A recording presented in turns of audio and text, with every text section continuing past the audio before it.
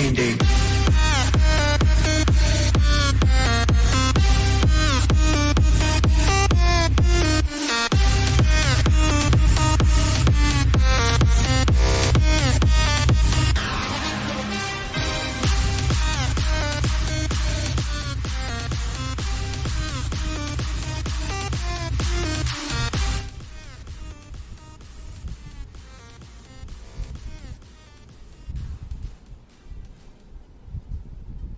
Welcome everybody to the next episode of Chiefs Focus First and 10. You're here with JP and Quentin. What's up, bro? Hey, man. How you doing? Good. Next week is Thanksgiving, Yeah, so that's always a good thing. excited about that. It's my favorite holiday. Yeah. Family, food, and football Yep. are Yep, like you my can't three ask for favorite more. things. So, Yep, can't ask for more. Well, Mecole went on the IR like we expected, and Frank Clark got elevated to the 53. What do you think? You think it's going to open up a door? I think I do, but I think it'll be interesting to see how they use Frank Clark coming back. Is he going to get the exact same amount of snaps? Like, does he come back and he's still the number one guy who gets a majority of the snaps, or do they sort of put him in as a rotational piece, and him and like Carlos start to get more equal snaps? Will be interesting to see. yeah. I think the Chiefs are better off continuously rotating guys, especially if it means like Colin Saunders gets more snaps at defensive tackle. Oh, without fail. The guy is an animal. Most athletic 330-pound guy I've ever seen. Yeah. Guy can do a backflip. It's pretty insane. Yeah. I couldn't do one. If I did, I'd break every bone in my body. Again. I think, there's been a lot of chitter-chatter about Odell and if he's coming to the Chiefs, where he's going. The Chiefs are interested. He's interested in the Chiefs. There's a couple other teams that have made him offers. The Giants were on the table as well, which I don't know that he'll go back to the Giants. I just can't see that happening. Not with the quarterback situation that they have and Saquon taking all the snaps, and I think it's just counterproductive on his part. No, but the more bidding parties there are, the better for him. Oh yeah, without fail. I mean, he's only been a free agent one other time, and he just went to a bad team. But I was kind of surprised he didn't take a little longer to make a decision. But this time he is. I'm still holding out hopes that he shows up. Mecole's out for a minimum of 4 weeks, which may end up being longer. Sucks for the team and sucks for him, but it's just part of the game. It just gives Tony a lot more opportunity, and which he's proven his worth, and then some already. So we'll have to decide or see what comes of it this week. But I do know that I think San Francisco also put an offer in for Odell. I don't think that's a great fit for him, regardless if he likes California or not. I don't think it's a good fit for him. You don't have the right quarterback there, run-heavy offense. I just don't know if it would work in his favor. What do you think? I still think that it's really between Dallas and Kansas City. Maybe I don't see, because of the Bills. You've got, the Josh Allen, in his arm. He talked a little bit about it today, Yeah, he's but limited again. yeah, he is limited in practice. What they're doing is they're having the backup quarterbacks run most of the reps, and he's sort of just on the sideline watching. So I'm not sure if I'm Odell. Do I want to go to a offense that, one, is in the most competitive division in the NFL? Yeah. Two, has a quarterback that is limited when you know that there are better options out there. Yeah. I think Dallas is a good spot for him because, he would fit into sort of like an Amari Cooper role where you're not the guy, but you're still going to get a good amount of snaps, plus the similar route tree that he can run. And then Kansas City, it's Patrick Mahomes, it's Andy Reid, and with Mecole Hardman going out for a minimum of a month, but we don't know how much longer he's going to be out after that. That's interesting about the Mecole Hardman thing is that they have been very vague on what his injury is. They say it's an abdomen, and then I heard it was an abdomen illness, but I don't know. I haven't heard anything else besides that. Yeah, I think Andy said illness, but I don't know if he misspoke or not. I think it's more of a strain and a muscle strain. But um, Dallas just signed a wide receiver, and I don't know if they're going to go after another one. I think they probably waited around long enough, in my opinion, to see what Odell was going to do, and they made their move.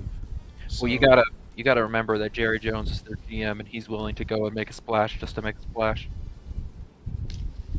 as long as he's got the money, and he wants to go to a multi-year deal, I mean, it may be an option for him, but I don't know if he's willing to do a multi-year deal with Odell. Um, he's made that mistake in the past with players that may not fit within his system, and I don't know. I don't know if Odell fits very well in that system. I just can't. I don't see it, but that's just me. He would end up being the number one guy out there, or at least number two, and be on the field 85% of the snaps, if not more, and he doesn't want that. So we'll just have to see what he decides. But from what I understand, we're still in the running, but we'll just have to see. I think Tony's going to make a huge. Everybody thought he was going to be a next year deal. I never did. I thought he was going to be a contributor this year, and he's proven that. They brought him in for a reason, and it wasn't for next year. So I think he's going to get a lot more snaps. The guy's intelligent as can be. Hell, Travis Kelsey brought him up on his show and just couldn't stop raving about him. How intelligent he is, how much he's picked up already, his athleticism, just everything he has. He's like the full package, and quietly does it. The guy's been in the league for a while and got his first touchdown with Kansas City, second game in. So that tells you a lot about what, I guess, maybe the issues he was having in New York, and I think a lot of it had to do with the press, and I think a lot of it had to do with the fan base. They're pretty hard on people, just like Buffalo is. So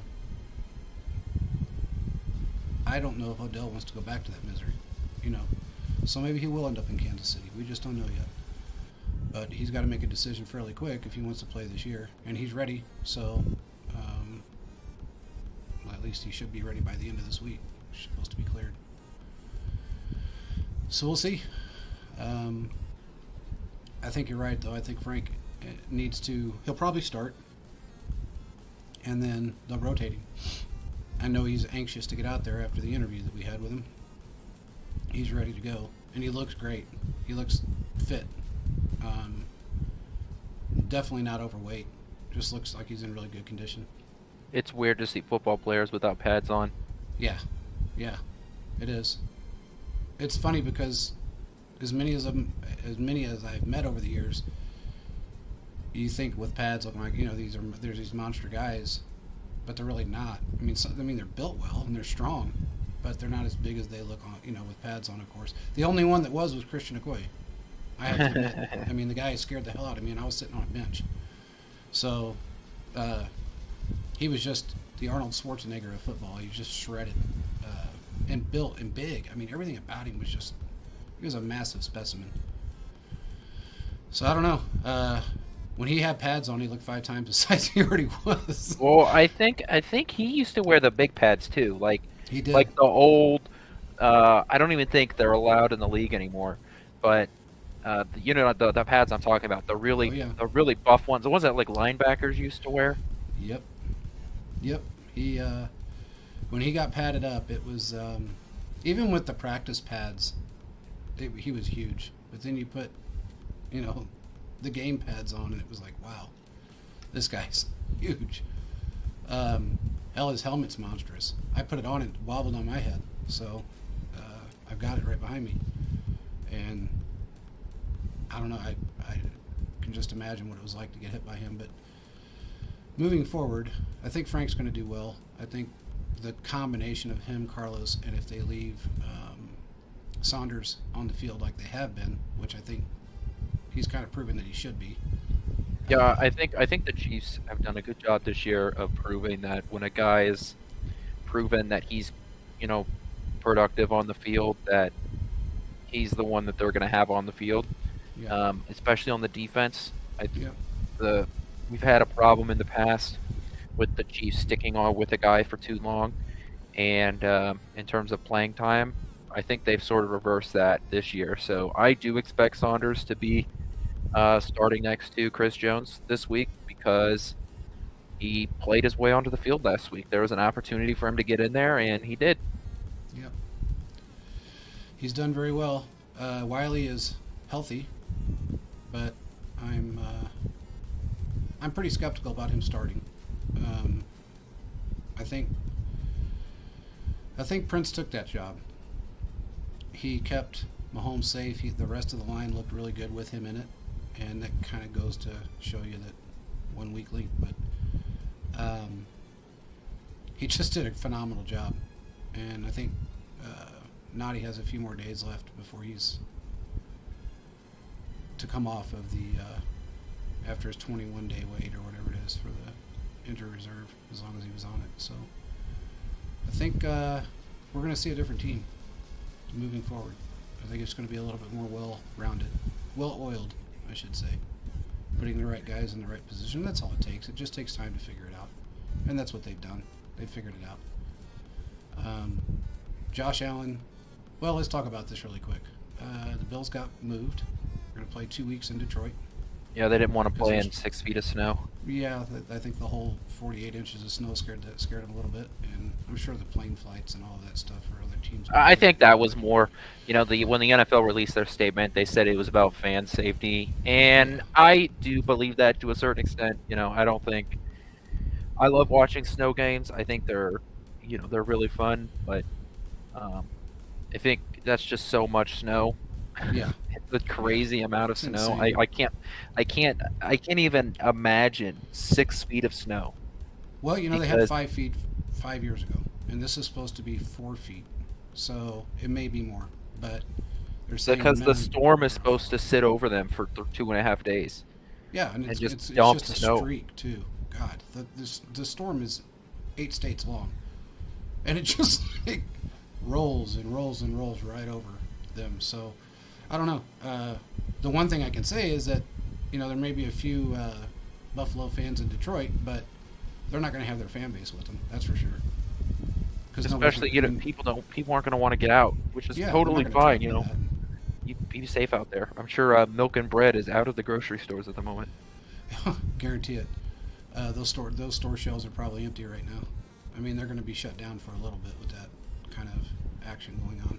Like, what do you even do with all that snow? Like, yeah, I you don't know. plow it off the street, but where? Like, where are you You putting it? pile it in parking lots. I mean, that's what I've seen them do. They've piled it in parking lots.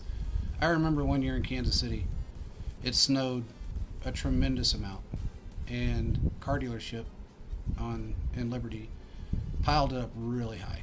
I mean, they put it next to a light pole, and you know how the light poles are on car dealerships are tall and bright, and the snow was 3/4 of the way up that light pole, and I took a Raptor and drove it up that snowbank because it was like 18 degrees outside. And I thought, you know what, my truck, I'll do what I want. And I drove up that snowbank, and it got to the top, and it just kind of settled a little bit and sat there. And after a while, the owner, he says, "Man, you ought to leave that there for a few days." He said, "It looks good from the highway." So it actually sat there for a few days, but he gave me another one to drive.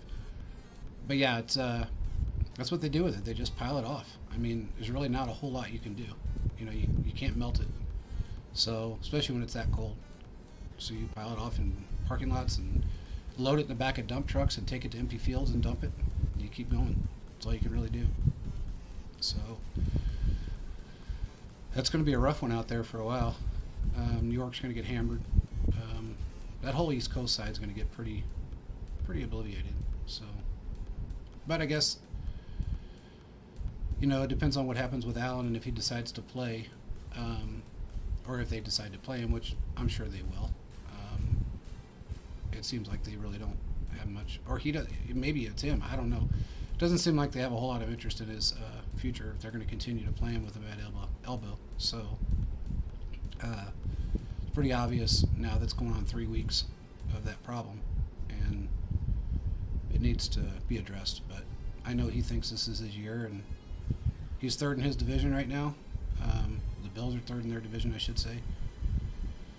I don't know. I would probably hang it up, but that's just me. I'd hate to see the guy ruin his career over one season, but just part of the game, I guess. What's the score right now going on with Green Bay and the Titans? Last I saw it, it was 20-9. 27-9. Well, 20-9 is when I saw it. I think I saw 27, but it could be 27 now. But anyway, Green Bay. 2017. Oh, they moving up a little bit, are they? Yeah. What quarter is it in? Fourth quarter. Said the fourth quarter hasn't started yet.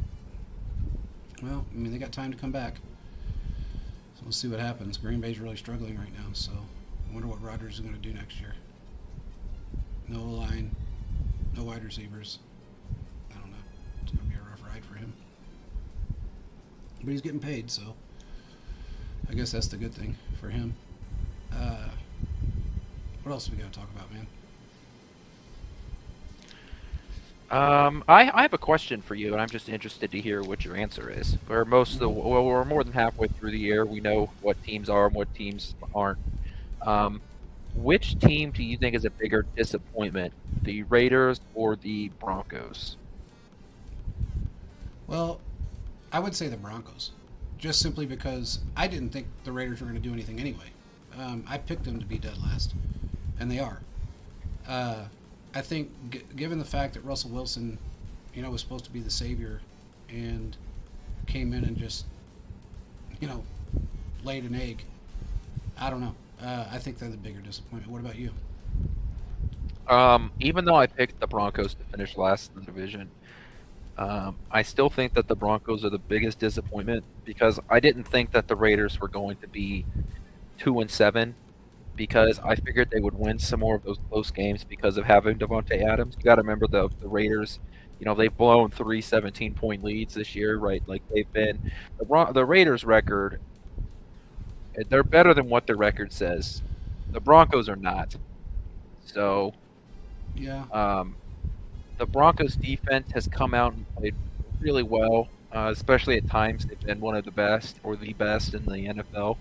There's been a couple of those games where they kept the 49ers on that. What was that, a Monday Night Football game? They shut out the 49ers for 3 quarters, and Broncos still couldn't get much of a game going until the very end. So it's just I think the Broncos are a much more disappointment because the expectations for that offense was not let's be 30th in the league in statistical categories. I mean, they've just been bad.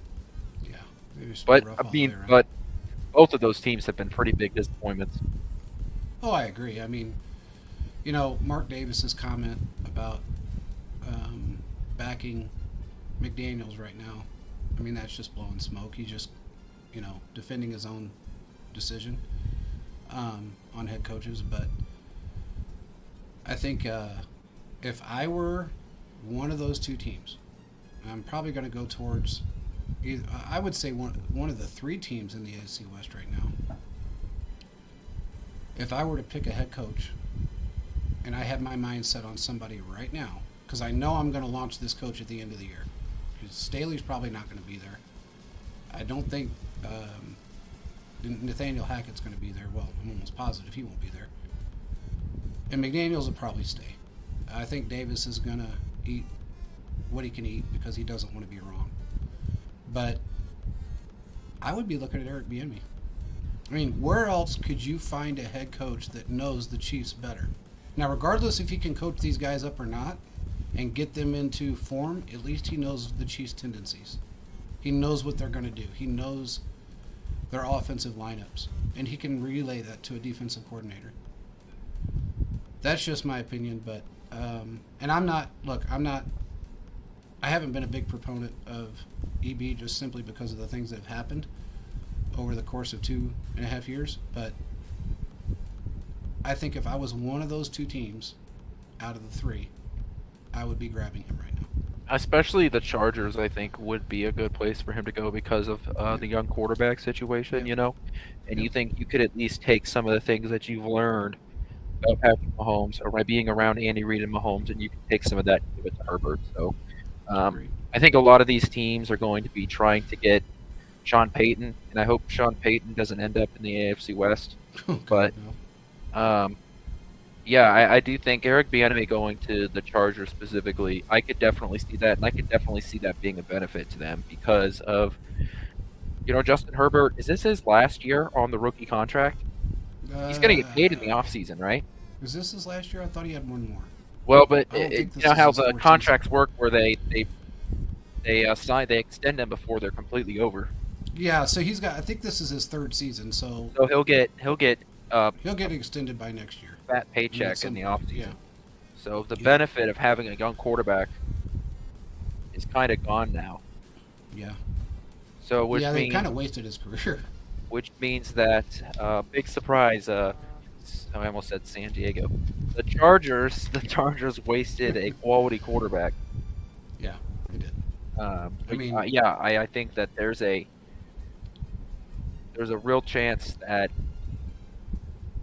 the Chargers are going to be even less competitive in the next few years because Justin Herbert's going to take up more cap space. And you got to think too, the Chargers like skill positions are getting old. Mike yeah. Williams, Keenan Allen, Austin Eckler, those guys are getting older, and they're not going to be. Those three, I can guarantee you, those three will not be on that team in that same combination within the next 2 years. Oh no. I don't even No. know what their contracts are. I can just tell you that right now. This team is going to look significantly different in the next 2 years, and Yeah, you're not they're going to gonna be have able to to draft go out. really well. Yeah, you're not going to have to. You're not going to be able to go out and get a Khalil Mack, from the Bears, No. or be able to keep around two really, really good wide receivers when you sign Justin Herbert. And we know that Justin Herbert's going to sign the contract because that's how the NFL works. Once you have your quarterback, you sign him and you extend him, and you just put the trust in the GM to be able to put some resemblance of a quality team around him. I just don't know if the Chargers are going to be able to do that because they can't seem to put a quality team around him now that'll stay healthy. So, what Yeah, evidence is there that they're going to be able to do that in the future when there's even more of a crunch? well, I mean, you can go back to '04 and look at their track record. They gave up Drew Brees for Philip Rivers. Granted, he threw for 7 million yards, but he never made the show. Um, in fact, I don't even remember how many playoff berths he had, but it wasn't many. So, for as long as he played there. Philip Rivers and the Chargers are the only team in NFL history to have a number one offense and the number one defense in the same year and not make the playoffs. Yeah, yeah, yeah. That's no matter how you look at it, that's sad. I mean, they, I've said this for a while now, but they used to say that Arrowhead was cursed. No, they are definitely not. I mean, that's definitely in the Chargers team itself is cursed. If you believe in that stuff, because they just can't get it together. What is there, like 4 teams that have never won a Super Bowl or made it to a Super Bowl, I should say, and they're one of them. So I don't know, man. It's pretty rough to look at that situation, and thank God we're just not them. Fan base is weak, and they don't have much of a fan base anymore. It's dwindled down to nothing, and heck, after their team, I mean, when they're at home games, half the fans are other fans of the Raiders or somebody else simply because they don't have enough fans to fill the stadium. And Raiders fans can't come to Vegas all the time, so they go to the Chargers games. Oh yeah, it's Arrowhead 2.0. It's or whatever. I mean, Yeah. anytime you go to that stadium, it's like when they played in the soccer stadium. That was full of red, and it's been like that. It's not as bad in LA now that they have the football stadium there, but it's still. It's on Sunday night. It's still going to be a red sea. Yeah, yeah, without fail. Looking at this AFC right now, who do you think, other than us, take us out of the equation because we are who we are, Who do you think is going to um, be the team that's going to be the toughest for us? Baltimore, without question. You really think it's going to be Baltimore? I think it's Baltimore. Man, let's they've got a really good defense. Um, so that's right there. They use a offensive style that's hard to it's hard to I don't want to say scout for because no other you don't play a team like that every week. It's just Baltimore that runs that style of offense. So I know the Chiefs obviously have had success against Lamar Jackson and the Baltimore Ravens, but in the grand scheme of things, I think that especially if Buffalo, if this elbow injury with Josh Allen continues to be an issue, I say it's got to be Baltimore because that defense is good and Lamar Jackson is a great talent. Yeah, yeah. I don't know, man. I can't see it, but that's just me. I just can't see Baltimore being that team right now. Right now, I'm looking at the Titans and I'm thinking, okay, they're getting a little bit stronger. Their defense is getting a little bit better.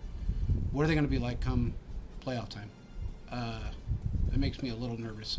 The Titans are the one team that, regardless if we beat them or not, that's just the one team that you got to look at and go, wow, they're pretty good. Um, Strength of schedule plays a lot in what, their record, of course, but and when they have played teams like us, they've lost. It's just they seem to be getting better to where I see Baltimore staying the way they are. I guess I should say. I don't see them growing week after week like I see Tennessee, like I see Miami, even the Jets. I just kind of see them sitting, and just playing their games. That's just me. But I think if I had to look at any team right now in the AFC and wonder what it's going to be like in the playoffs, it'd be Miami. I had a feeling you were going to say that. Just telling you, man, that team they're built to win. They're playing very well, and I don't think they're a team to be reckoned with. They're better than anybody in their division. They're better than the Bills. They're better than the Jets. They're better than New England. Even though New England's got a great record right now, I'm not complaining about their record. Every team in that division's got a winning record right now. So, if the playoffs started now, all four of those teams would make the playoffs. All four of them. So, I mean, but Miami's just got that extra it factor on that team. And I'm not saying it's Tyreek. It is. There's a part of it that is Tyreek. And then you've got Waddle. You've got Tua that's playing out of his shoes for his level of play. And the fact that they've built so many weapons around him. And their defense is playing very well. I just think they're going to be... Now, look, when it comes to the playoffs, who knows? I mean, they may be one of those one-and-done teams because Tua freaks out that he's in the playoffs. He's never been there before. Who knows if he's even playing at that point, with what's gone on with him in the past.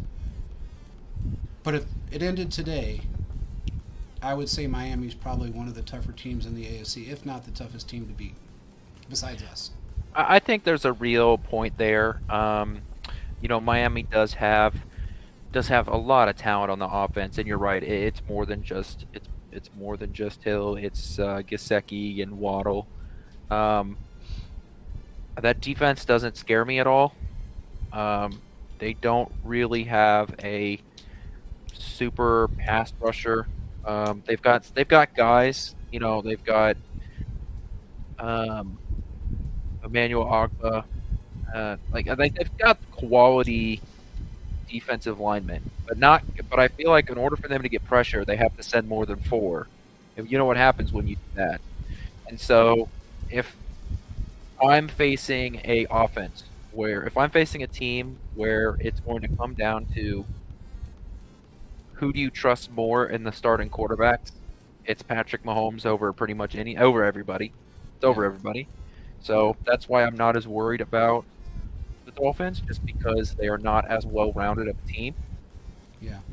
So, whereas somebody like Baltimore is definitely more well-rounded, especially since they play such a different style of offense, like I previously said before with Lamar Jackson. Yeah, I I think definitely that. do have Tennessee as the other one of those more difficult teams because once again, that Tennessee is one of those teams that just plays Andy Reid well. Mike Vrabel's an underrated coach, and if that team had more than just Derrick Henry on the offensive side of the ball, I think we're legitimately talking about Tennessee being one of the best teams in the NFL. Yeah, I think my only issue with Baltimore, other than the fact that I think they're a little bit complacent, I think they're predictable because they know that you shut down their wide receivers, Lamar's going to run. It's pretty given. So if you've got a decent defense that can stop the run, and you don't need to have your secondary in there to help stop the run, you're going to shut them down. Lamar's not the easiest guy to grab a hold of. I'm not saying he is, but a good linebacker can take him down fairly quickly. So some of these better teams with a decent linebacker core will get to them. I don't see them being a challenge for Nick Bolton, Willie Gay. I just don't see it. If Lamar gets past the line of scrimmage, the way the Chiefs are playing right now against the run, and they get into that linebacker group, he just better watch his legs, because at that point he's a runner, and unless they're calling plays like they did on Herbert, which I understand the helmet to helmet, which they didn't call for Juju, but they protect quarterbacks, of course. But if they go and they tackle him hard, he's going to feel it. And Nick Bolton hits hard. He hits everything hard. So, and Willie Gay doesn't play games either. I don't know. You got two fast, athletic guys right there that have really put the hurt. You take away a big run from Henry, and he's under 100 yards. He's under 80 yards. So, I think Lamar would have a struggle against our defensive line the way they're playing, especially with Saunders in the mix. And then add in Nick Bolton, Willie Gay, Leo Chanel. I mean, it can just be dangerous. And you put a spy in the middle with him, a safety spy. Whoosh, I don't know. I just can't see it. They may be, tough for some teams to get past, but I just can't see it with our defense right now. I think we're ranked. What are we ranked? Second or third against the run right now? No. Yeah. Fifth against the run. Sorry. Fifth against the run. That's pretty strong. So, and we're just going to get better. It's not going to get any worse. If they continue to do what they're doing right now, they're going to continue to dominate and get better each week, which they've done. I mean, look, Mecole hasn't been in the game. And then you got Tony that steps up. Now you're going to see more Sky Moore. I guarantee you're going to see more of him in the offensive packages. It's a dangerous football team offensively, and our defense has really stepped up this year. I have no complaints about three rookies in the secondary and a bunch of first-year starters with this team coming out and playing the way they played. So, not too many teams. Look what we did to Buffalo was the perennial. They were the highest scoring team in football before they came to us. They were hitting 34, 35 points a game. We shut them down to 24 points. They had a hell of a time against us. And that was, 3 weeks ago? Or 4? 4 because of the bye week. 4 because of the bye week. 4 weeks ago. So we've gotten 4 weeks better to where other teams haven't. I look at it that way. We just seem to be continually getting better. I don't know why. And I'm not a homer. It's just the proof's in the video. When you watch the video, it is what it is. I would be the first one to say, damn, we're struggling. I think if Frank would have been in that Titans game, it would have been a different story. I really, truly believe that because he solidifies that line. And he's played so well this year. I think he would have really made a difference. Because it's easy to clog up a hole when nobody's going his direction. It's a lot easier just to close the hole in the middle. I don't know, man. I think Frank is the key to come when he comes back. I think he's between the rotation of him and the beast of Carlos Hyde that's still playing like a 25-year-old. I mean Carlos Dunlap. I said Carlos Hyde. Carlos Dunlap. It's gonna be dangerous. I feel like it's just going to be dangerous. I think we can actually win this season out. Even with our backups, we can beat the Raiders. I mean, it just is what it is. Our backups are better than the Raiders starters for the most part, especially in their defense. Their defense is terrible, especially their secondary. So well, we've talked about their secondary and how that's what's really holding that defense back. Yeah. So I see our if we're locked up at week 16 or weeks I guess it would be week 17 really. I don't if we don't start our guys, I'm not real concerned. I'm not really worried about it. I think we can still win that game. I think Tuesday we brought up the schedule, and I mean if we win on Sunday night versus the Chargers, you basically wrapped up the AFC West because that puts you have the tiebreaker against the Chargers. And that puts you at a 3-game advantage already. So that means you'd have to drop 4 games for the Chargers to get to win the division. Yeah. And I just don't see that happening, even because we still have the Broncos twice. We have the Texans, Seahawks. That Seahawks is going to be a difficult game. We know that. Yeah. The Raiders is the Raiders is the last game. After this. Right after the Chargers game, we have the Rams and then Cincinnati. Yeah. That Cincinnati game might be a little finicky. We're playing in Cincinnati, correct? Yes. Yeah, I'm not too concerned. Somehow that offensive line might be worse this year than it was last year. I think it is. I mean, he got sacked 70 times last year. I haven't looked it up to see how many times he's been sacked this year. I have not looked that up. But I know it was a lot. I mean, by week 5, he had been hit 5 times more than any other quarterback in the league. So, I mean, if you want to look it up, you can. But I don't know if he can actually reach the numbers that he was at last year. Jamar Chase may be back in time for that game. They're going to force him back. They're going to rush him back for that game. We know Cooper Kupp's not going to be in here for the Rams game. Nope. But if they rush Chase back, that's a huge mistake. Against a totally different secondary, that's a big mistake. Because McDuffie and Watson are going to be all over him. And Reed, for that matter. So, it's just going to be whoever matches up with him the best. And we got taller, bigger corners that we didn't have last year. So, and now I think they learned their lesson with not leaving somebody out on an island by themselves, with a guy like him. I'm looking up now how many times Joe Burrow's been sacked this year.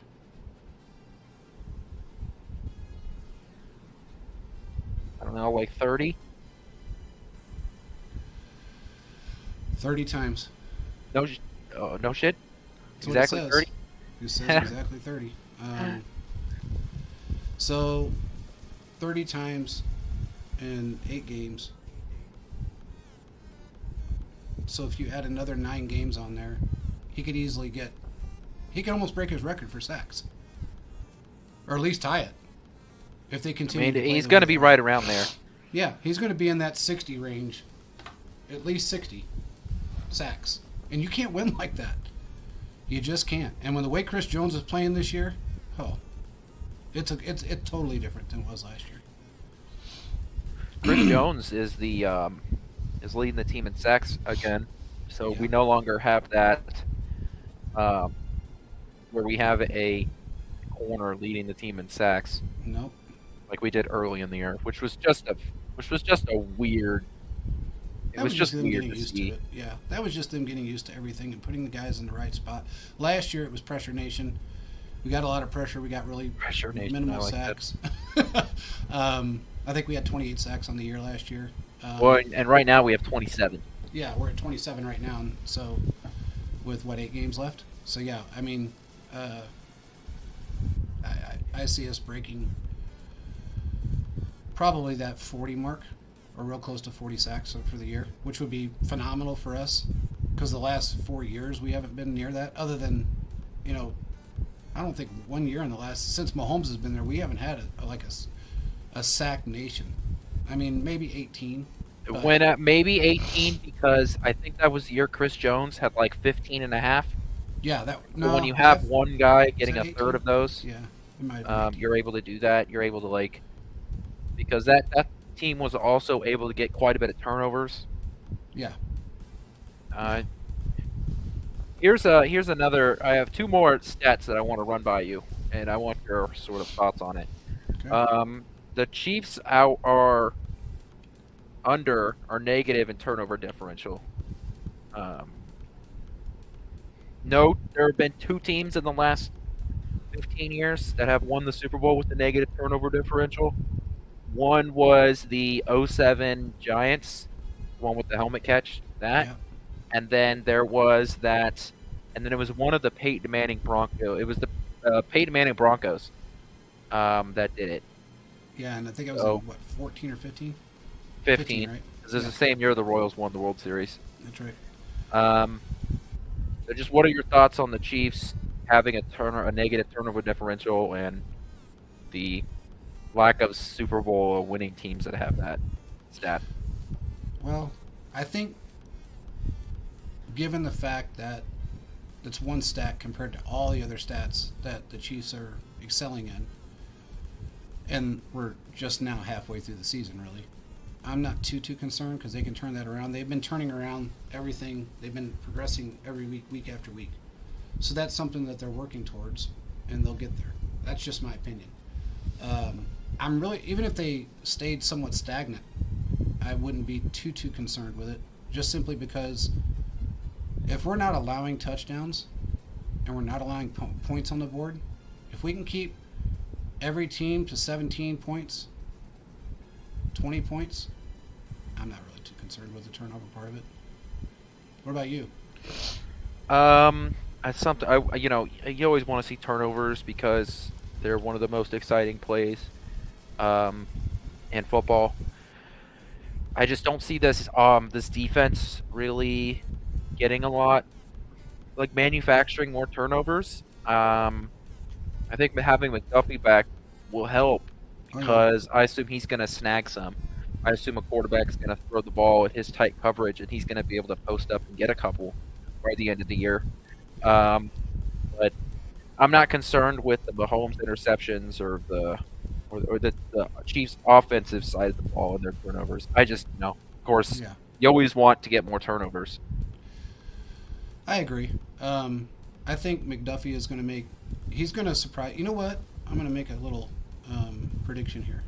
I'm going to say McDuffie has 3 by the end of the season minimum. Willie Gay is going to have 3. You I think Willie think Gay's Willie gonna Gay have is 3? going to have at least. I can't say. You know what? I'll even stuff it. I'll say 2. But I think Willie Gay is going to get at least 2 interceptions between now and the end of the season. I just have that feeling. He's itching for one, and he's due. I think McDuffie is just getting his bearings and coming off of an injury. Still playing great. He's only allowed 2 catches the entire season, or the entire time he's played during the season. Uh, I see him grabbing a couple. I actually see him getting a couple, at least 3, by the end of the season. And I wouldn't put it past Watson to get at least 1 or 2. He's there all the time. He's Well, always in he somebody's did face. win that game. He did win the game the last time we faced the Chargers. Yeah, I mean, without that 99-yard interception, we may be talking about this game being more significant than it is yeah, because the Chargers were driving. I mean, they were moving the ball down the field, and the Chiefs really hadn't been able to get anything going up to that point, and that was a 14-point swing right there. It yeah, truly was. yeah. Uh, I don't know. I see the defense just getting better, and I think they're going to end up. That turnover ratio is going to change. I think it's going to just steadily improve. Playoff time, everybody has. It's a new season. It's a lot more aggressive, more intensity. I don't know, man. I think if we didn't, and look, I'm going to say it right now, if we only had 2 more interceptions for the rest of the year, I don't think it's going to affect us. Because, again, as long as we can keep people out of the end zone and keep them to 20 points or less, we got a 98% probability of winning that game. Especially the way this offense has been stepping up. And now you add a phenomenal wide receiver in. You've got Watson that's really played well when he's on the field. You add Sky Moore to the mix because he's made some great catches. I mean, MVS is going to be, he's always that deep threat you have to worry about. You know, Juju is Juju. He's going to be back next year. I have no doubt in my mind he will be extended. I don't know, man. I think we're going to be that team that, again, that runs the table, or really close to running the table the rest of the season. I just feel it. Mahomes gets really competitive, and so does Andy in the last half of the season. They just get really competitive. And they've never had a defense like this. Mahomes has never played with a defense like this. No, this is by far the best defense he's played with. Yeah. And honestly, it's a bet. Look, people can say what they want, but when you put Prince in, that offensive line, that almost rivaled an 03 offensive line. It almost rivaled it. It was just so fluent, I guess is the word I could say. But it was a fluent offensive line. They protected Mahomes. They did everything they could to make sure he had time to run, open hole, or time to throw the ball, open holes for the running back. They just played very well, and that they have to make that transition to him and leave him as a starter.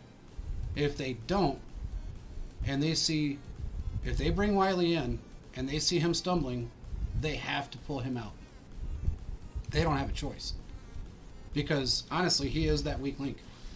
I've been saying it all year. And look, it was proven when he wasn't in the game. One bad weak link breaks the chain. We watched it on the defensive line, and now we've seen it on the offensive line. So, yes, they do. Arrowhead Chiefs podcast is in. You're definitely right. They need to start Prince. He's just too good. He's just way too good. I don't know. It would be insane for them. I get Andy's concept with, you're struggling, so let's not throw you to the curb yet. But he's thrown a lot of players to the curb. I mean, when you really look at it, Mecole got thrown to the curb. He went from, at one point in 2020, it was 2020. Yeah, 2020. He went from 70% of the snaps to 17. So what they're doing with Clyde right now too.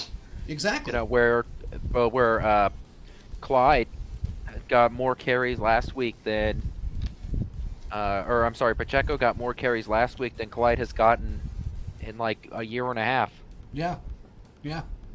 They know he can do it, and see, that's the thing. When you have a running back like him, they know, every other defense knows that he's going to break one or get you 6 yards a carry. That just opens the pass up so much more. Clyde wasn't able to do that. He just wasn't. I mean, I think he'd be great in another system. I just don't think he has the burst that you need for this system. And I don't know if he's picking it up as well as he was expected to. I think they thought that LSU was going to come out in him, and it really didn't. I mean, to be fair, though, that's what we were told, too.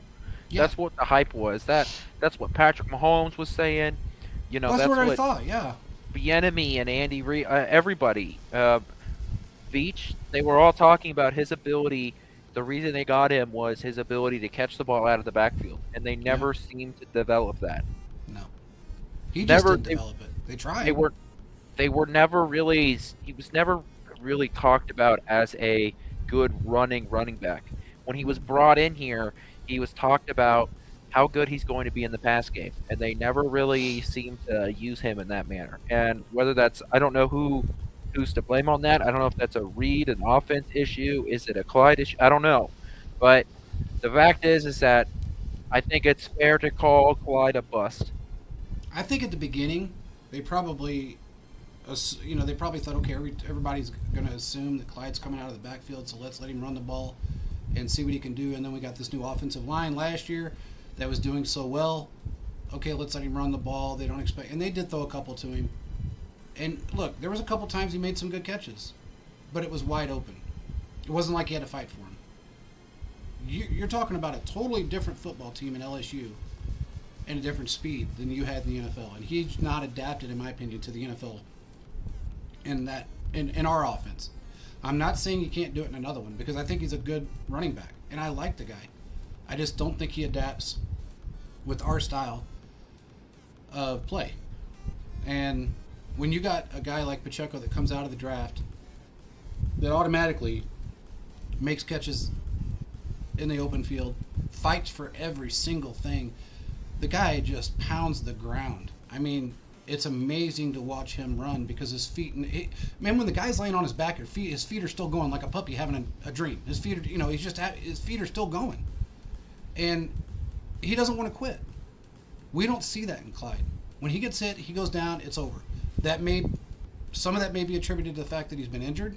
I don't know, but he just doesn't have that burst, and he doesn't have the reliability. He just doesn't have that. He's been hurt 3 of the 4 years he's been here.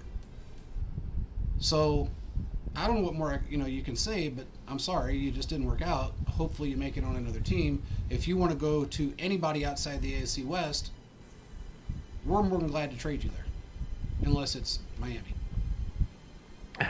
or Buffalo. Hell, they'd probably give him to New England,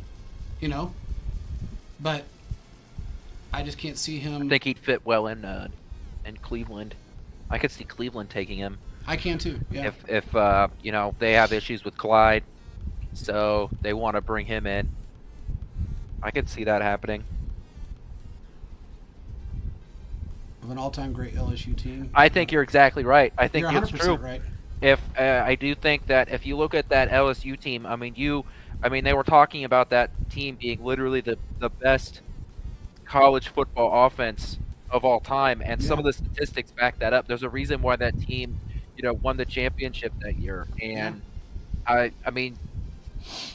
he kind of was a product of LSU because you were so focused on taking out every other weapon on there that when you have, this talented but not super talented guy, he's able to be elevated because you're not able to devote the resources to stopping him because you're so busy with the rest of it. So I think that's a great point that he was a product of LSU. Yeah, that like I said, that was a totally different football team. It just was. And as good as they were, Andy Reid and the NFL itself is much faster, a lot more complex. He was able to open up holes. He was able to get out in the open field, or in LSU they were opening up holes for him. Out in the open field, he was wide open a lot. You just don't see that in the NFL. So, hopefully he goes, if we do end up deciding to make a move on him, which I think is going to happen, almost positive, I think he needs to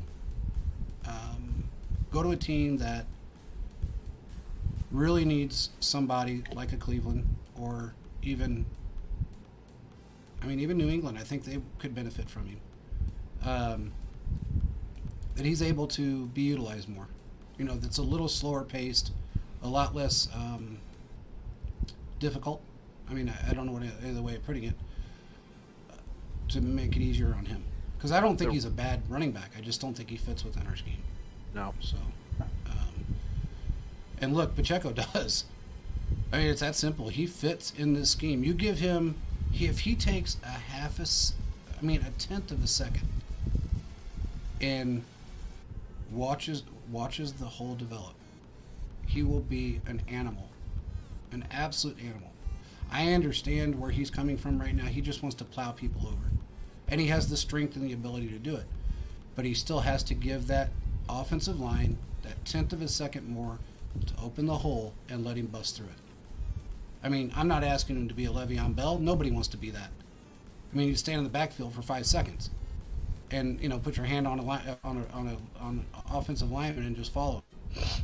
He doesn't need to do that. He has the speed. He has the height. He gets low. He gets skinny. He's able to stay on his feet. And again, he hurts the ground when it runs. So I don't know, man. I think he's our running back of the future, and I wouldn't be surprised right now if you wouldn't in the next couple of weeks if you don't see Rojo elevated. I don't see that. I can't see that happening. I kind of do. I don't know why, but I have a feeling that might happen. They're not going to go with just two running backs, and yeah, they may have Clyde on the roster, but what good is it going to do if he can't help the team when he's needed to be out there? You know, it's not going to really be successful. At least Rojo's at a little bit more of a pounding running back that you kind of need, and he's able to get out of some of those holes. I don't know. I kind of have a weird feeling you might see him elevated. I could be wrong, but I can almost see it happening. The other thing that I wanted to bring up is that every game but one, the Chiefs have a missed PAT or field goal. Well, let's take that. Let's go backwards a little bit. Now, there was 3 games Bucker wasn't in, so we can't blame it all on him.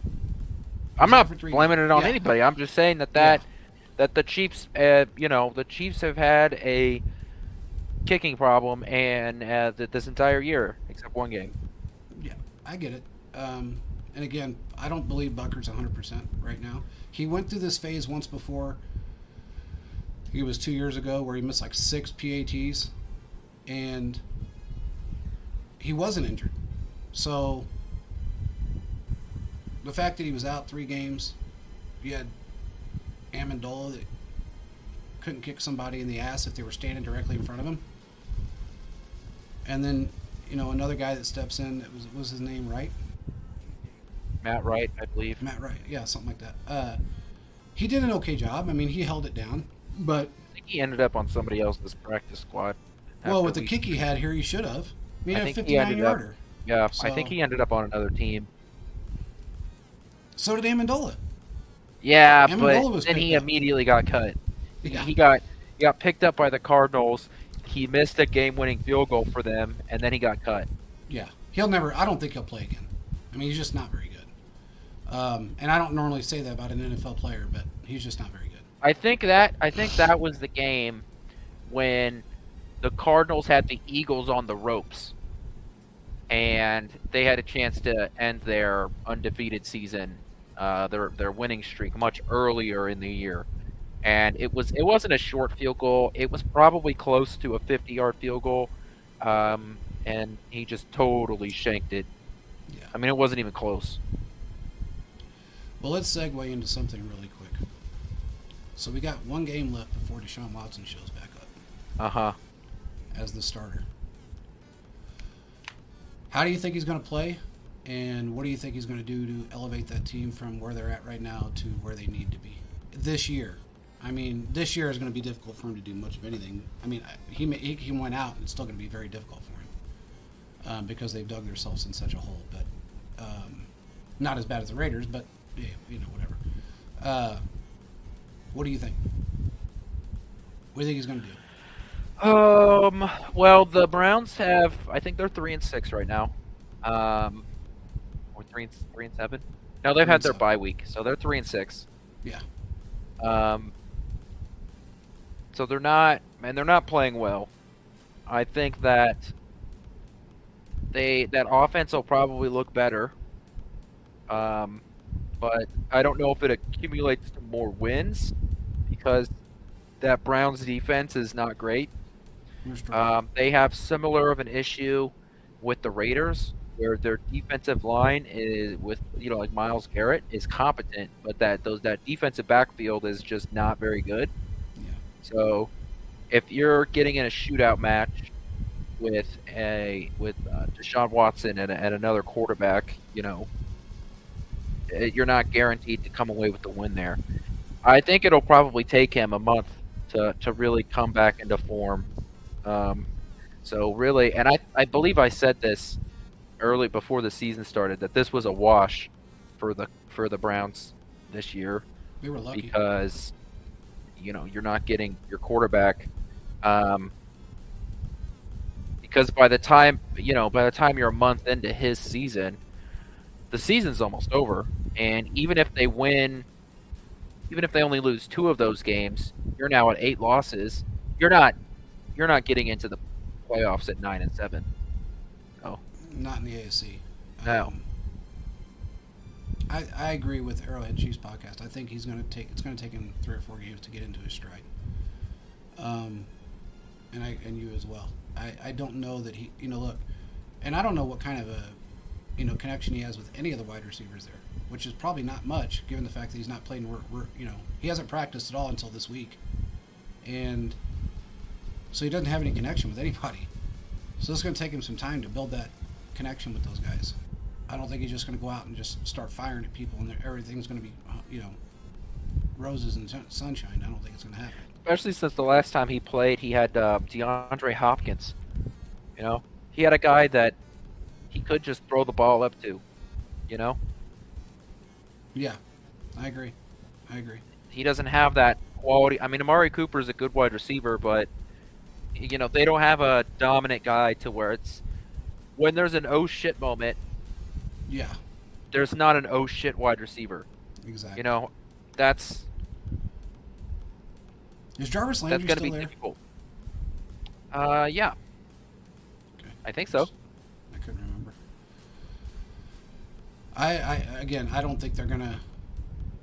I mean, they may squeak out 3-4 wins, but and I don't know what their schedule looks like. I really don't. From this point going forward, I haven't looked at it, but I think it's going to take him some time to get acclimated. I've got it in front of me if you want it. Yeah. So they've got Bills and then Buccaneers, right? Watson comes back for the Texans game. So then it's Texans, Bengals, Ravens, Saints, Commanders, Steelers. Yeah, that's not easy for them. I mean, it's just not an easy schedule for them. No, Steelers, okay, maybe, but... I mean, that Steelers defense, though, has got some playmakers on it. The Ravens with defense... the Saints. So, he went to the Saints. I mean, that Commanders defense, there's... What their easiest game is the Texans, but the Texans haven't been embarrassed this year. They've played everybody close. Yeah, they have. I mean, you can't take that away from them. I mean, the Saints are probably, and Philip just brought it up, that Jarvis Landry's with the Saints, and they're still terrible. But you can't really say that so much about the Texans because, again, they haven't really... They've played everybody close, including the Eagles. Been blown out by anybody, so... Yeah, they've been in... I mean, they were tied with the Eagles going into halftime. Yeah. The Texans they're one of those teams where their win record does not really show how good or bad that team is. They're a bad football team, but they have not laid down and just gotten squished by anybody. Thank God. They've been fighting. Yeah. Yeah, a lot of guys at this point would be looking towards the draft instead of looking towards wins for the rest of the season. But at least they're playing for it. So, just had a question in my mind about in that same mindset, and I forgot. It'll come back to me. Anyway, so they got Donovan Peoples-Jones and Amari Cooper for wide receivers with the Browns.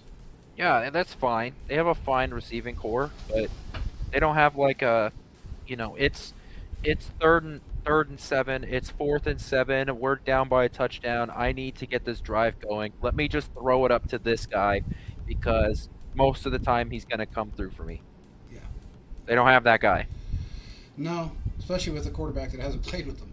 I mean, It's a little different if you play with them all year long, or even practice for that matter. He hasn't been able to practice either until this last week, so at least on the books anyway. Now, whether he did it off the books, who knows? But Tennessee beat the Packers 27-17. We're gonna have to see where Aaron Rodgers, what he decides to do after this year. Yeah. Because I know he wants to be paid, but I think he's got enough money, and I think he needs to make a decision because I feel like they set him up. I just feel like you know what? Let's just get him out of the league. If he if he has nothing to throw to, nobody to throw to, nobody to protect him, and a crappy defense, then maybe I'll just retire, and we won't have to pay him his entire contract. That's just how I feel. You want to get into the believe it or not? Yeah, let's do it.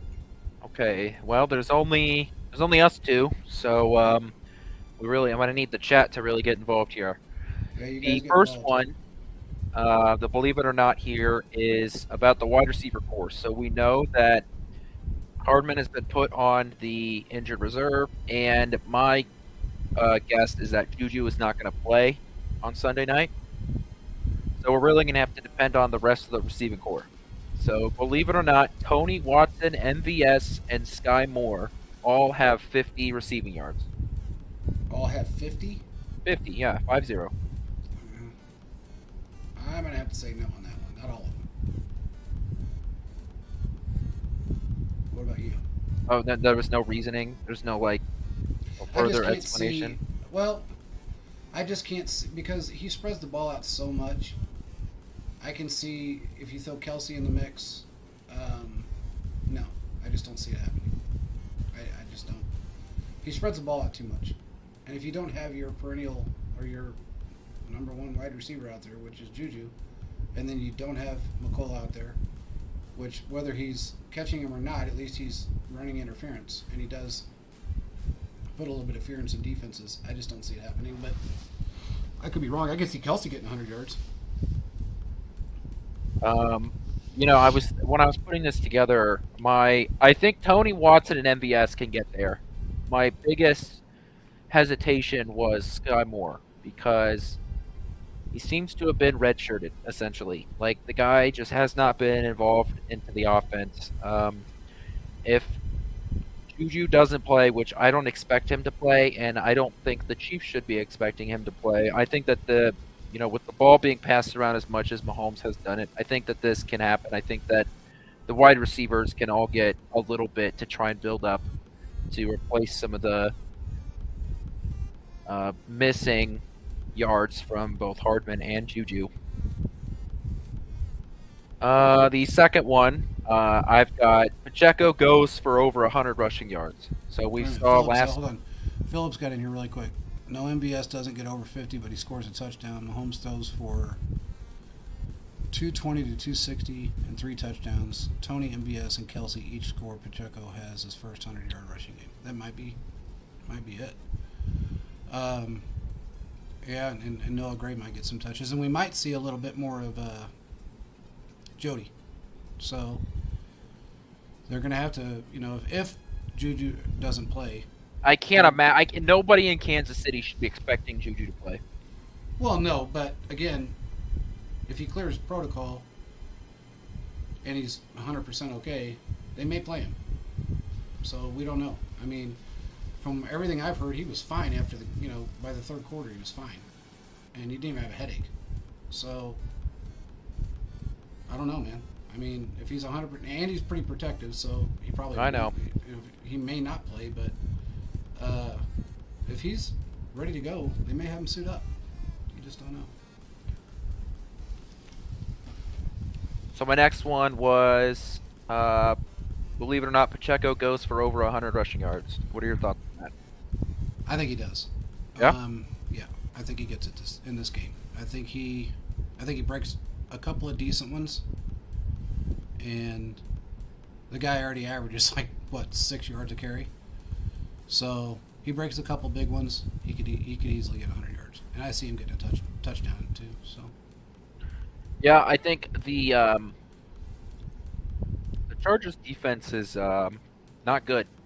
So especially in the run game,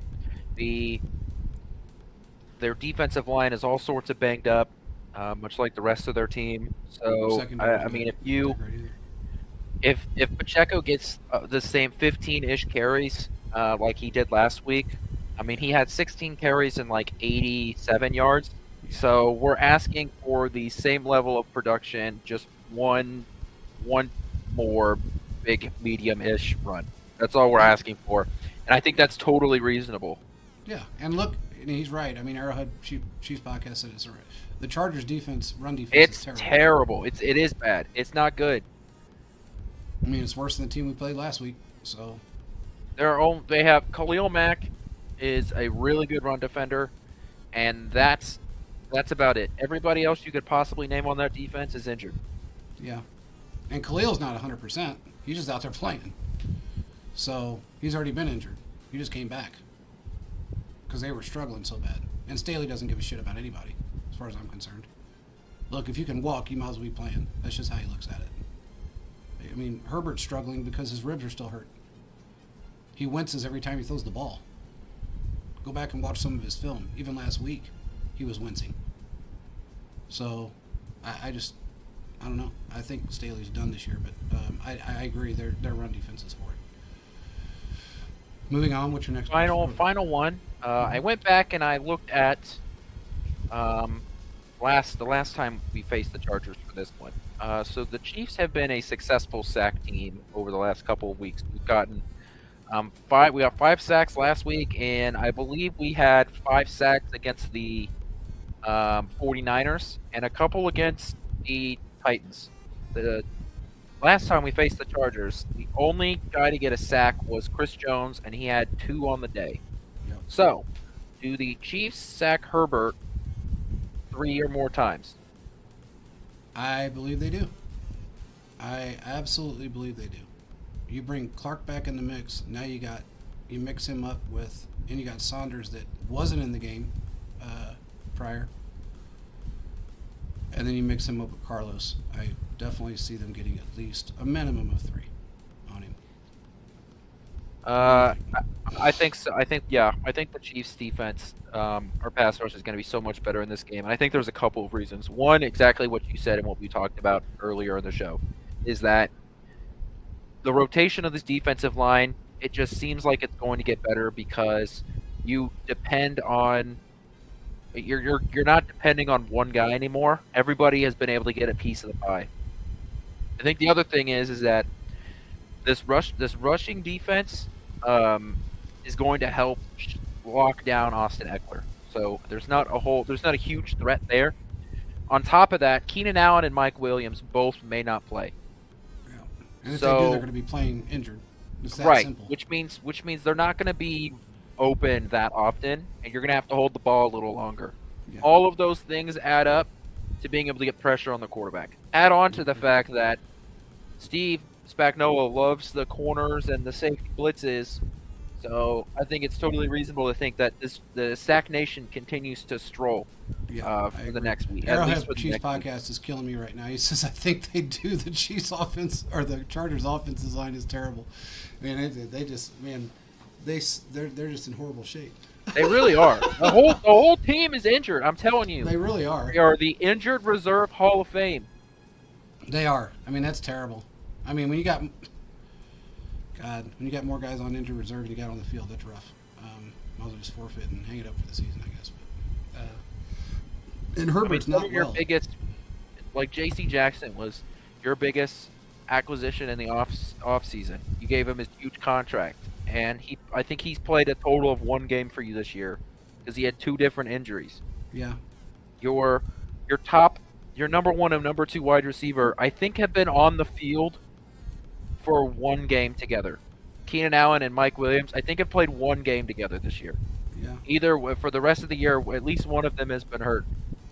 I mean, this team, just every year. It's every year. That's you know what why, I said. Right? I'm going to say it. I don't care. And he's right. Injuries killed them as usual. That's what Arrowhead Chiefs podcast said. And look, no matter how you want to slice it, that's Staley. That is absolutely Staley. Because he doesn't give these guys time to heal. He doesn't have depth. And when you don't have depth, you got to put all of your starters in, no matter if they're injured or not. And he doesn't give a shit. He does not care. So when you're putting your starters in a position to fail because of their injuries, or potentially be injured worse because you're not smart enough to draft depth or even bring depth in, that's on the coach. We've dealt with it in the past. We're beyond that. He needs to relish the fact that he has a good quarterback right now. I don't think he really cares because I think he knows he's on the hot seat and he's probably going to be done at the end of the season anyway. So he figures he'd leave a mess for the next coach that comes in.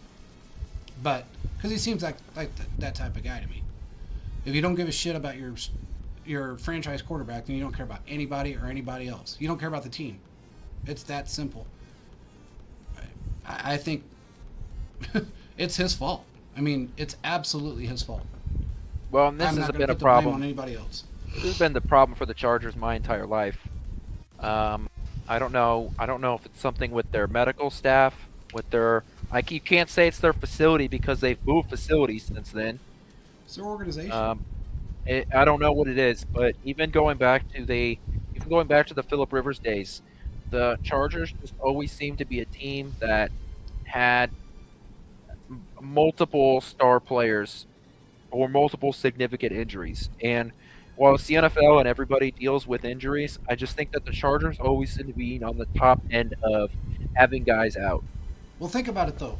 If you can, I mean, and you can go back to 2004 because there was proof right there. They drafted a great quarterback and then picked Phillip Rivers over him in Drew Brees. Okay, so that kind of tells you what type of organization they were. They drafted Eli Manning, but Eli Manning refused to play for them, so they traded him. Yeah, that's true. And then I think Drew Brees was injured, and they didn't know. Was it a back injury or something? It was a significant injury, and they didn't know what Drew Brees was if Drew Brees was going to be able to come back from that. Yeah, but you have to try him. I mean, regardless if you know it or not, if he says he's ready to go, the trainers say he's ready to go, his own personal doctor says he's ready to go, and then you say, you know what, I like Phillip Rivers better, and then who's got the ring? I'm sorry, but it's that simple. You can go back to those days and go, okay, well, they just didn't draft well. They did not have depth. I think the only player that played significant time with them and really never had a whole lot of injuries was Antonio Gates. I mean, he retired a year, came back just to beat Tony Gonzalez's record, and he did. But he got injured, but it wasn't nearly as much as everybody else has been injured. And when you can't fill a hole, you're gonna lose. We've experienced it. We know firsthand how that feels. We've had it happen. We had it in 2020. Great example with the offensive line. Everybody and their brother got hurt. They got hurt from week 2 on. We were rotating offensive linemen in and out.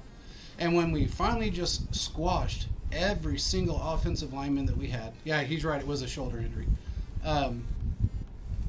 Then you got your third stringers in there that can't stop a Boy Scout troop, and you get hammered in the Super Bowl.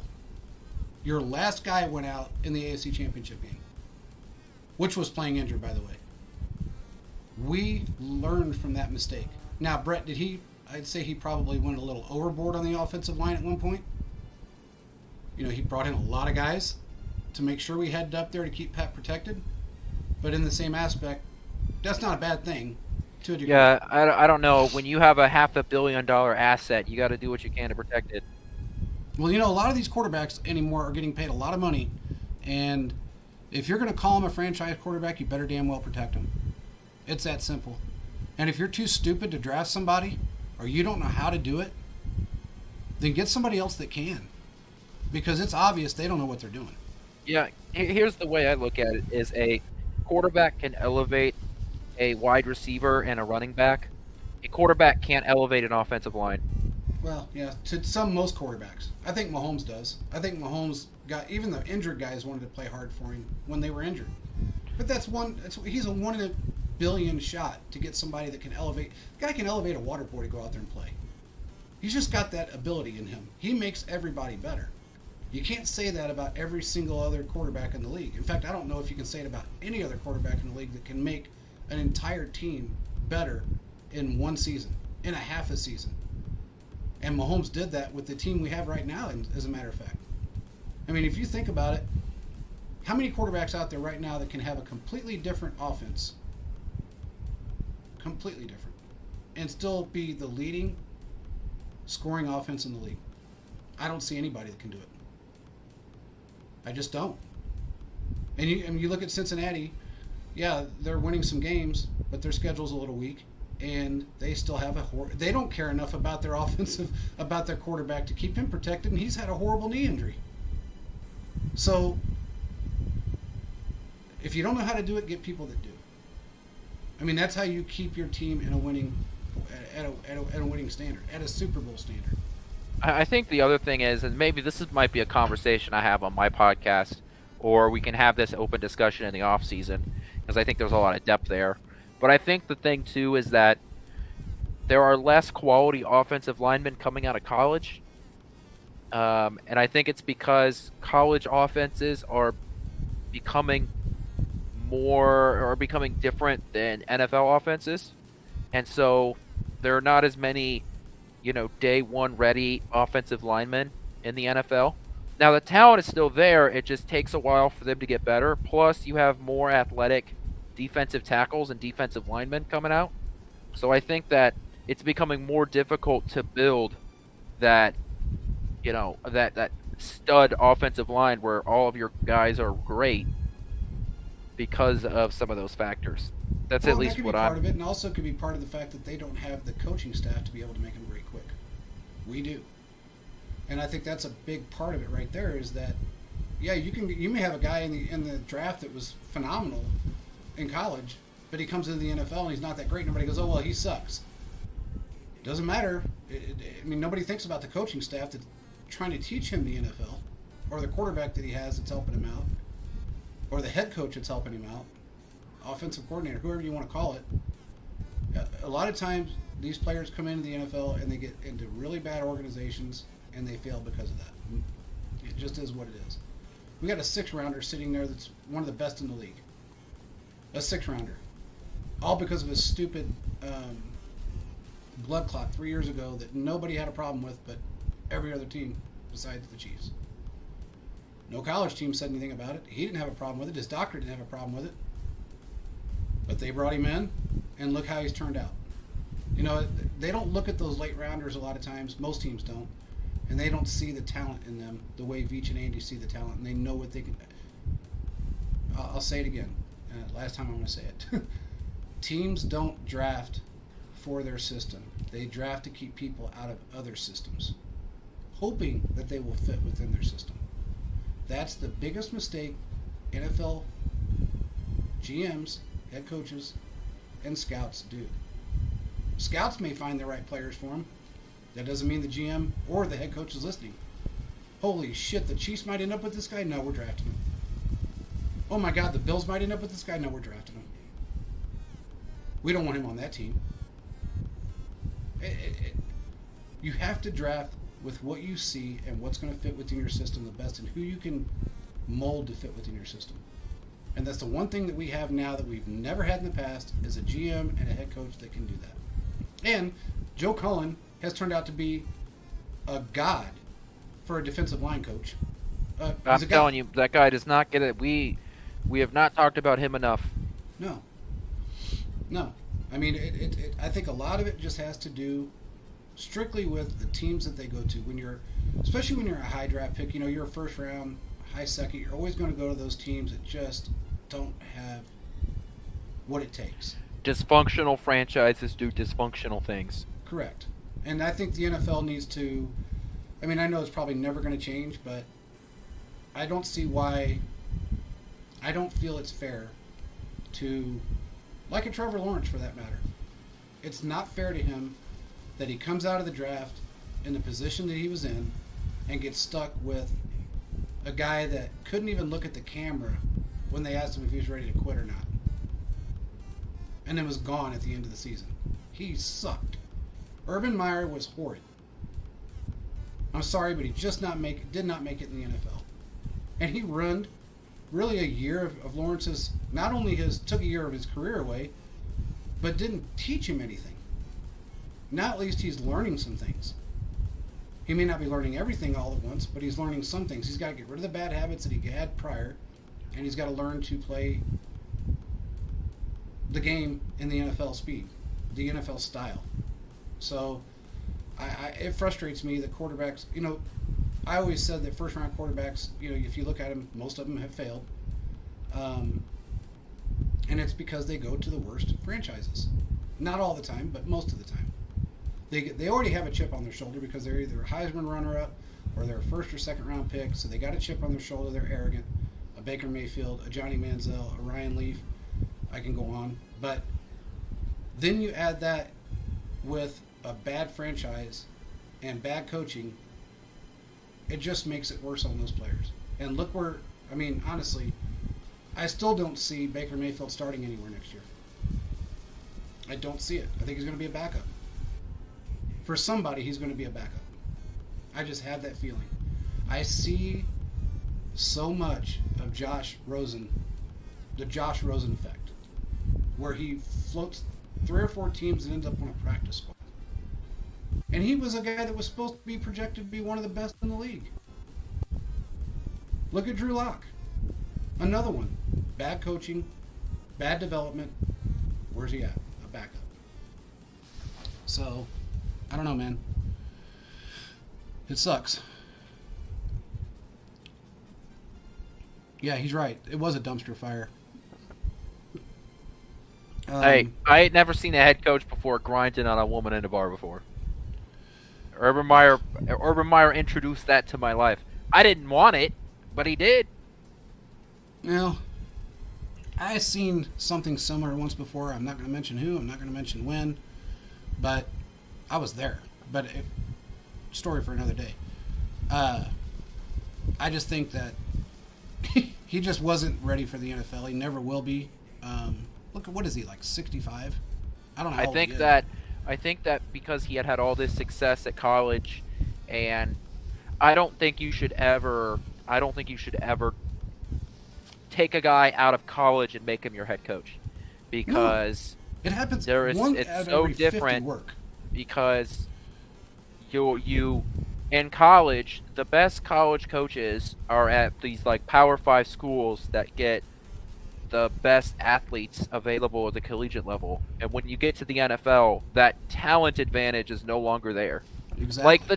Like Patrick Mahomes is more talented than the other quarterbacks in the NFL, but the talent difference between Patrick Mahomes and Josh Allen is much slimmer than the talent difference between whoever you think the number 1 quarterback is in college football and the number 4 quarterback in college football, right? Yeah. So the talent level is just so much slimmer inside of the NFL. That's why we can sit here and say any given Sunday, but you can't say that about college football because you can pretty much guess who's going to win every college football game, with the exception of every once in a while you have a unranked team beating a ranked team.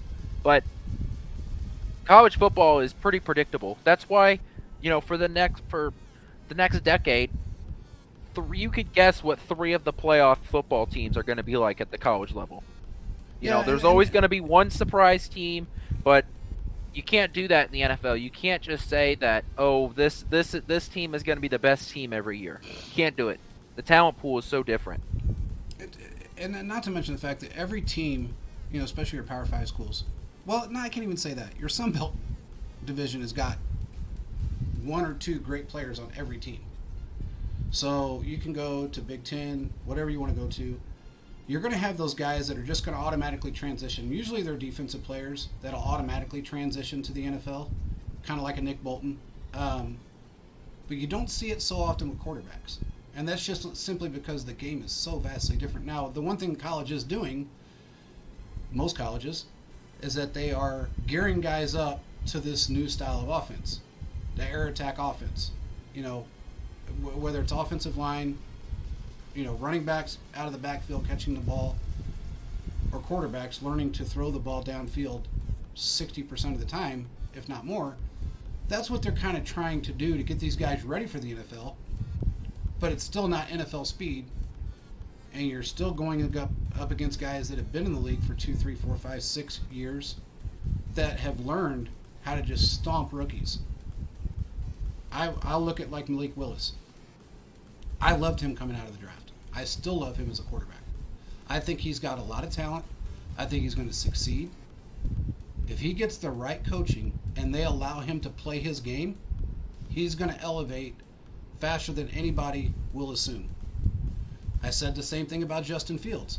If Justin Fields would have went to San Francisco oh my, oh my, Oh yeah, because he's you're already playing oh out of his yeah. shoes.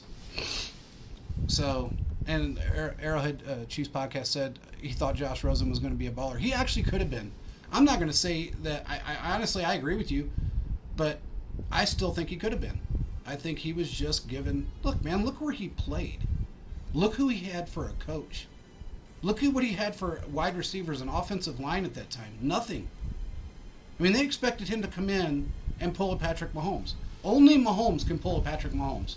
But when Holmes got here, he redshirted for a year and sat underneath a quality head coach, a quality quarterback, and they never had to. They didn't rebuild the team around him. The team was They didn't here, have to, yeah. and all they for the rest of his career, the Chiefs are just going to need to reload. They will never rebuild around Mahomes, No. and that's such an advantage to come onto a team that wasn't a perennial Super Bowl contender or anything like that, but was a quality team that was winning its division. I agree. But I will say this. I wasn't. I'll be the first to admit it. I said it on Twitter. I said I don't think it's a great idea to start him. Like to pull Alex Smith or trade him his last year. I didn't think it was a great idea. I was wrong. Even it's great. And then I went back, and the reason I say that is because I went back and I watched Mahomes highlights. I watched everything he did in college. And then what he did in that Week 16 game against Denver solidified everything for me. The guy comes out, yeah, he didn't have a touchdown, but he threw for 298 yards. I mean, and they had their starters in. So, I was completely wrong about him as far as starting quickly. He could have really started his first year and probably been okay. But I'm glad he sat behind Alex Smith because Alex taught him how to be how to have poise, how to be humble, along with Andy, and showed him the ropes. And not too many coaches will do that. They just won't do it. So quarterbacks don't want to do that. Quarterbacks never want to teach anybody. It looks like Quentin fell off for a minute, but quarterbacks don't want to teach anybody to take their job.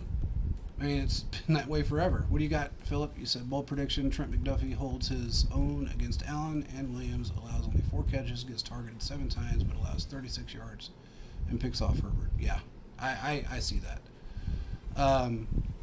Quentin's back. Let me get him in the show here really quick. Sorry about that. That's okay, man. It happens. But yeah, I mean, it's just, I don't know. It's just so vastly different, and the way things have gone. And Arrowhead Chiefs podcast said, what separates Power 5 schools from other schools is depth in the trenches. You're right, it does. It always has. I still think it does to this day. I look at, like, there's a guy that I was talking to J.J. Burden, and I was telling him, we were talking about the guy in Oregon. I can't think of his name right now, but he's a defensive edge that is The giant, scary. Huh? the giant, the large human being. Yeah, he's big, but he's Yeah, fast. I don't know his name, but I've seen them. I've seen some plays. He's just so fast. I mean, for the guy his size, he's screaming quick. And look, there's a guy in Iowa that's a defensive edge rusher that is extremely good. There's a guy in Ohio that is extremely good. This defensive class coming this year, if they go to the right teams, they are going to prove they're going to do a lot in this league. That you may see some day one starters. I'm hoping we grab one of the 3 I just mentioned. I would love to have that guy from Ohio. I would love to have the guy from Oregon Ducks. I mean, he's a beast. But, chips fall where they may. But and depending on what Veach wants to do with all the draft picks that we have, how many times do you ever see a Super Bowl winning team 2 years in a row with 11, 12 draft picks? It just never happens. They always trade off everything for that, put all your eggs in one basket type of thing, and they have nothing left, kind of like what the Broncos have done and what the Rams have done, really. The F them pick strategy. What's that? The F them pick strategy. Exactly. Where exactly. I think there is now. I do think that it is there is there is a real strategy to have there. To go out and trade for a proven commodity, but just how often they've done it is just blows my mind. Now, Well, the I fact mean, that they give up everything for it. I mean, you could say that it worked out for them because they have a Super Bowl, but I think the Rams are going to go into a whimper for the next few years because just they like just they did have the no last time, draft yeah. picks. Well, look what they did the last time they went. They threw all their eggs in one basket, got there and lost. Then this year they actually got there and won because they played really a team that shouldn't have been there. No matter how you look at it, they should not have been there, and they won. Well, they finally So had a quarterback too. exactly. So I don't. I see the Rams like most of every other team. They don't know how to. I guess what it is they don't know how to get veterans and have them buy into the system, buy into the culture, buy into that. You don't need every dollar to win because you're going to get it from the playoffs. You're going to get it from Super Bowls. You're going to get it from endorsements. So what do you need a giant contract for right now when you can make it up? Kind of like Tyreek Hill. Yes, he's doing good, but again, for that $2.5–3 million that he gave away that he was never going to see anyway, to go to another football team, he may have lost out on other things. We don't know yet. I don't see them making the Super Bowl this year, but at least he's happy, I guess. But again, it's always, a lot of these guys are about the bag, and then you have teams that can control that and have people buy into the system enough to where they know that they're going to get paid either way, whether it be because we elevate them to a point where they get paid somewhere else. Chris Conley, Albert Wilson, guys like that went somewhere else and got paid. Tyreek Hill. Or you play with us, you get a reasonable amount of salary, whether it be bonus structured or not, and you pick up money off of endorsements, going to the playoffs, going to the Super Bowl, winning, all the other things that come along, and the accolades that come along with being on a Super Bowl team. The Chiefs are able to usually, now that Tyreek's gone, look, it's a blessing in disguise because we couldn't get the wide receivers that we have right now when Tyreek was here. And we also, we wouldn't have been able to get a McDuffie. He was part of that Tyreek Hill trade. Well, yeah. So there's a lot of players on this team. I think that this might be one of the rare things that this was a win-win, because usually after a big trade happens, you look back after it midway through the season, and you could say, well, this team won the trade. I don't think that either team lost this trade. No. I think it genuinely has benefited both teams. So, I think I've got to say, I was wrong about Tyreek Hill. I thought that offense, I thought he was going to be fine in the offense. I didn't think he was going to be bad or anything. I had the nickname Tyreek Plateau because I thought his career was going to level out, and I could not have been more wrong. I mean, the guy I thought he was going to have like 2018, 2019 level production where he would end the year with about 1,200 yards of offense. The guy almost has that now. Yeah. So he's on pace to actually break the season single season yard. Yeah, he's going after Megatron's numbers. Yeah, which I didn't think that would ever get touched, but Tyreek's going after it right now. Hey, more power to the guy. And look, he backtracked on what he said. At least he, made some, I guess, I don't know what word to use for that. I mean, he said that he wasn't trying to say that Tua was a better quarterback because Mahomes is a robot freak and there's nobody better than him.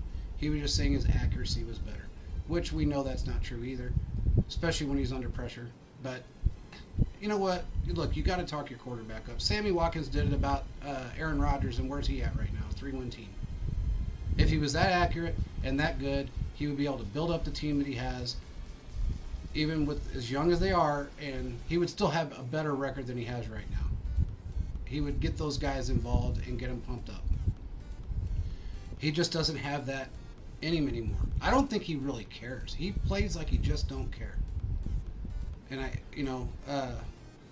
think he's probably on the way out. I think he's just one of those guys that just thinks look, I am going to be 39 here really quick, and if this is how they're going to do it, I might as well just retire. I got enough money to do whatever I want to do for the rest of my life and enjoy it.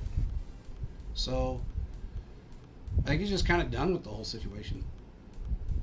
And I think they did that for a reason. That's just my opinion. I think they were really pissed off about the situation he put them in, and it was a little bit of retaliation, thinking, okay, well, you know what? If he plays 1 year, we pay him for 1 year. He plays like crap. He has nobody around him. We know him better than anybody does. He retires. We don't pay him anymore. It's just how they're looking at it. And if he retires for 1 year and goes somewhere else, they still don't have to pay him. They pay him for the one season. I mean, I don't know. But with that being said, what else do we got, man? Score predictions, and then I think that's it. Predictions. All right. Well, Philip already threw his out. I think he said 37-17, if I'm not mistaken. Let me check really quick. Yeah. Chiefs 37, Chargers 17. Arrowhead Podcast, what do you got? Spit it out there when you can. We're playing on the road, Quentin. Yes, so that means we statistically will score half a point, and the odds are that the Chiefs will cover the spread. Yeah. So it is an 8-point spread. I checked it this morning, so the number could have moved. With an over/under of 51. So 50. Wow. 51 total. Yeah. It's a high number. I don't know how they keep putting these high numbers on our defense. I just don't understand that. Unless they're expecting us to just blow somebody out. Well, part of the thing too is you got to think those numbers are set on the betting line. So yeah, that's true. They set that because people see Justin Herbert, Patrick Mahomes, and a lot of people are going to go with the over. They're going to buy into that instead of looking at the games. 100%. Yes. Yeah. Well, I'm going to say this is the game that the Chiefs score a minimum of 36 points. They're on the road. They always play better on the road. They've gotten better since we played the Chargers the last time. I'm going to put it at 36-17. I'm going to get in that range. What do you think? This morning, I had it going up to, I had him scoring in the 40s, but now that Mecole has been put on IR and that the more I thought about it, I'm not sure if Juju's going to play. I'm going to take some points off the board. I still think the Chiefs are going to score. This is still going to be a higher scoring game for the Chiefs, so they will cover the over-under. I've got the Chiefs scoring 32 to 24. Okay. So I have them covering the spread and the over-under, but it's not I don't have them scoring as much as I did this morning. Well, I will say this. The Chiefs have only allowed 30 points one time this year. And every other game after that was 24 or under. So, and the defense has gotten better. So I'm going to go with, and I think the defense is going to score as well. I don't know why, but I got a weird feeling we're going to get pick six. I've had this feeling for a day or so.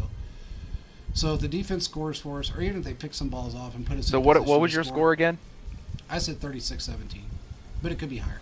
But I'm going to give it a minimum of 36-17. Phillips was 37-17. Arrowhead Chiefs podcast has got 31-21. The question is how stressful is this game? Is it an up early and we cruise on out, or is this a midway through the third quarter, early fourth quarter is when we pull away? I got a feeling we're going to be up early. The only thing that always makes me a little bit nervous is that when you're up really good and going into the end of the third quarter, I mean, we've seen it with the middle of the third quarter with Andy, where he will, let off the brakes.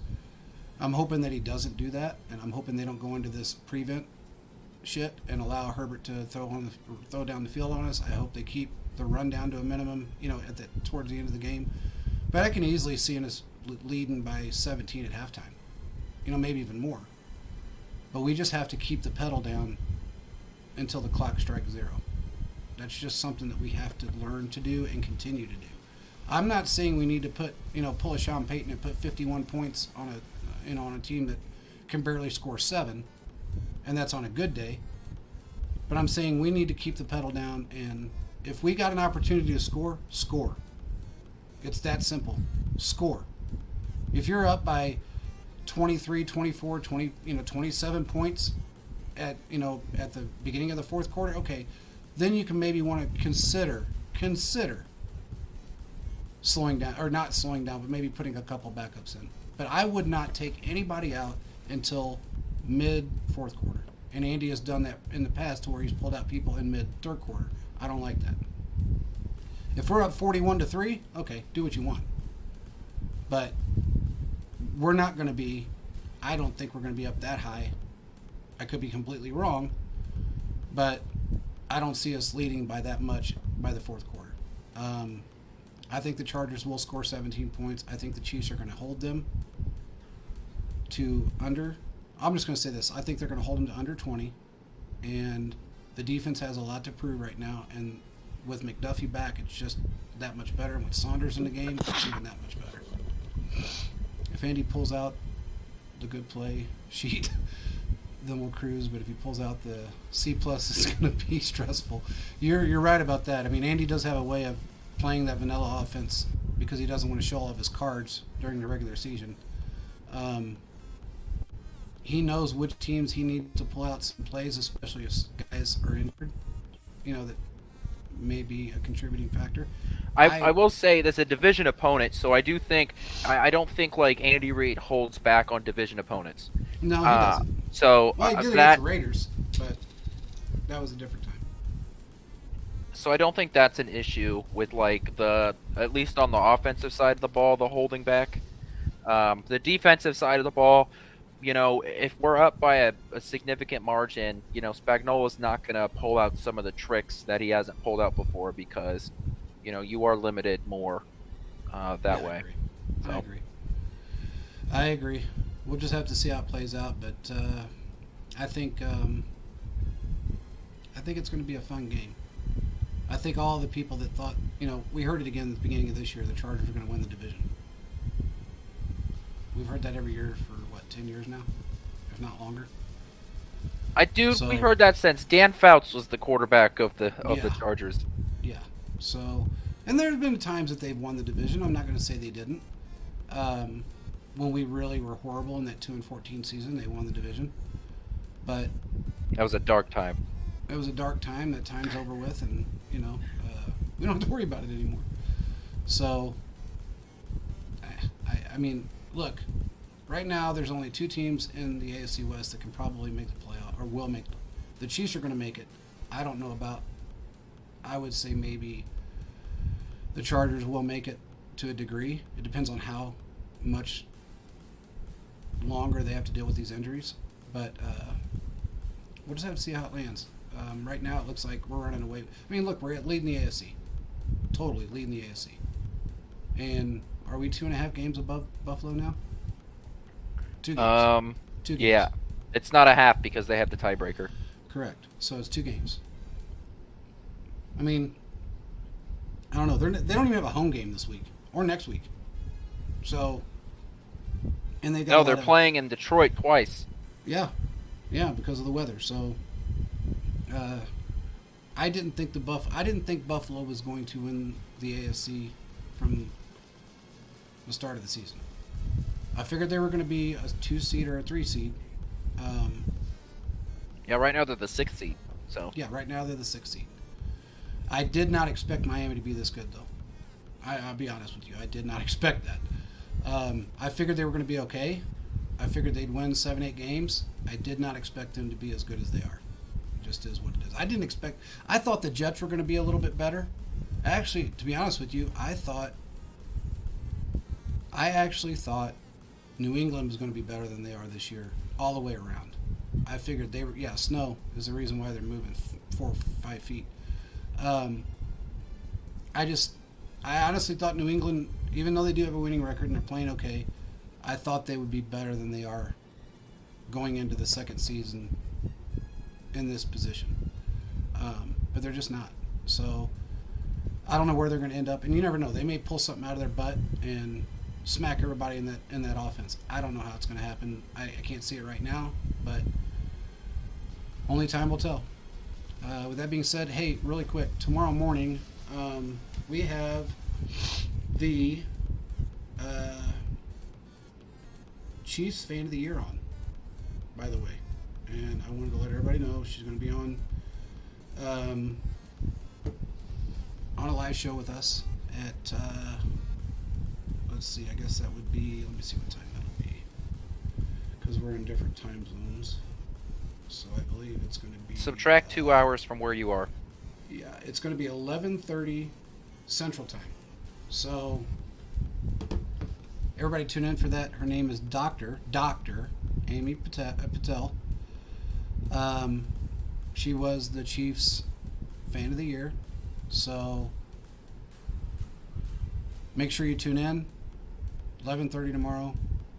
She is a mega Chiefs fan, and she does a lot of great work for breast cancer and breast cancer awareness, and that's her specialty. So let's all tune in and listen to what she has to say. Quentin, if you want to jump on, you're more than welcome to, if you got the time. But it will be at 11:30 Central Time. That being said, we appreciate everybody joining, and we will talk to you guys tomorrow. Peace out, everybody.